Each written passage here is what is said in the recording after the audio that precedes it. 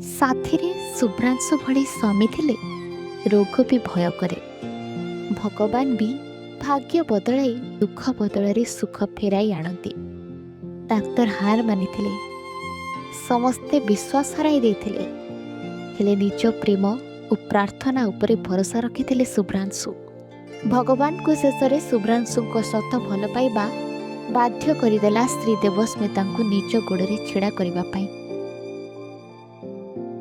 ଯେଉଁ ରୋଗ ପାଇଁ ଔଷଧ ନଥିଲା, ଡାକ୍ତର ହାତ ଟେକି ଦେଇଥିଲେ। ଆଉ ଜୀବନରେ ଦେବସ୍ମିତା କେବେ ଚାଲିବେ ତାହା ସମସ୍ତଙ୍କ ପାଇଁ ଅସମ୍ଭବ ମନେ ହେଉଥିଲା। ତାହା ଆଜି ସ୍ୱାମୀ ଶୁଭ୍ରାଂଶୁଙ୍କ ପ୍ରେମ ପାଇଁ ସମ୍ଭବ ହୋଇଛି।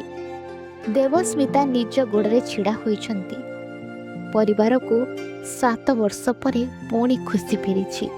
ଆଉ ଦେବସ୍ମିତା ଖୁସିରେ ଆଖିରୁ ଲୁହ ଝରାଇ କହୁଛନ୍ତି, ହେ ଜଗା, ଏ ଜନ୍ମରେ ତୁ ମୋତେ ଭାରି କଷ୍ଟ ଦେଇଛୁ।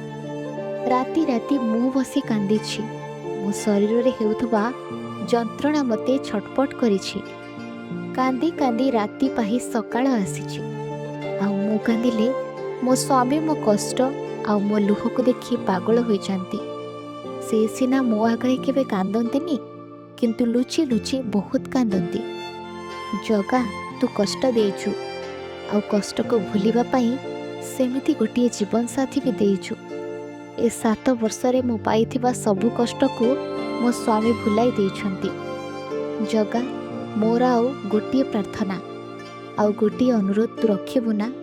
କେବଳ ଏ ଜନ୍ମରେ ନୁହଁ, ସବୁ ଜନ୍ମରେ ମୋ ସ୍ୱାମୀ ଶୁଭ୍ରାଂଶୁ ମାନେ ମୋ ଗୁଲୁଙ୍କୁ ମୋ ଜୀବନସାଥୀ କରିବୁ ନା?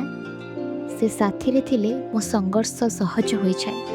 ତାଙ୍କ ଭଳି ଜୀବନସାଥୀ ପାଖରେ ଥିଲେ ଜୀବନରେ କଣ୍ଟକିତ ରାସ୍ତା ଅତିକ୍ରମ କରିବା କଷ୍ଟ ହୋଇନଥାଏ। ଏ ଗୁଲୁ, ସବୁ ଜନ୍ମରେ ଭଗବାନ ତୁମକୁ ମୋର କରନ୍ତୁ। ସବୁ ଜନ୍ମରେ ତୁମେ ମୋ ଜୀବନସାଥୀ ହୁଅ।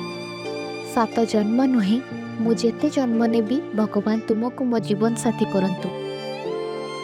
ଜାଣିଛ ଗୁଲୁ, ମୁଁ ସଞ୍ଜ ସକାଳେ ମୋ ସ୍ୱାସ୍ଥ୍ୟ ପାଇଁ ନୁହେଁ, ମୁଁ ପ୍ରଥମେ ମୁଣ୍ଡିଆ ମାରେ ତୁମ ପାଇଁ, ଆଉ ଓଳି କରି ଜଗା ପାଖେ ସବୁ ଜନ୍ମରେ ମୋ ଗୁଲୁ ମୋ ସ୍ୱାମୀ ହୁଅନ୍ତୁ ବୋଲି। କିଏ କୁହେ ପୁରୁଷ କେବଳ ଶରୀର ଦେଖେ, କିଛି ପୁରୁଷ ସତ ପ୍ରେମ ଓ ନିଃସ୍ୱାର୍ଥପର ପ୍ରେମ କରନ୍ତି। ଯେତେବେଳେ ସମସ୍ତେ ଭାଙ୍ଗି ପଡ଼ିଥିଲେ, ଦେବସ୍ମିତା ନିଜ ଭିତରେ ହାରି ଯାଉଥିଲେ, ସେତେବେଳେ ଶୁଭ୍ରାଂଶୁ ନିଜ ପ୍ରେମ ଓ ପ୍ରାର୍ଥନା ଉପରେ ବିଶ୍ୱାସ ରଖିଥିଲେ।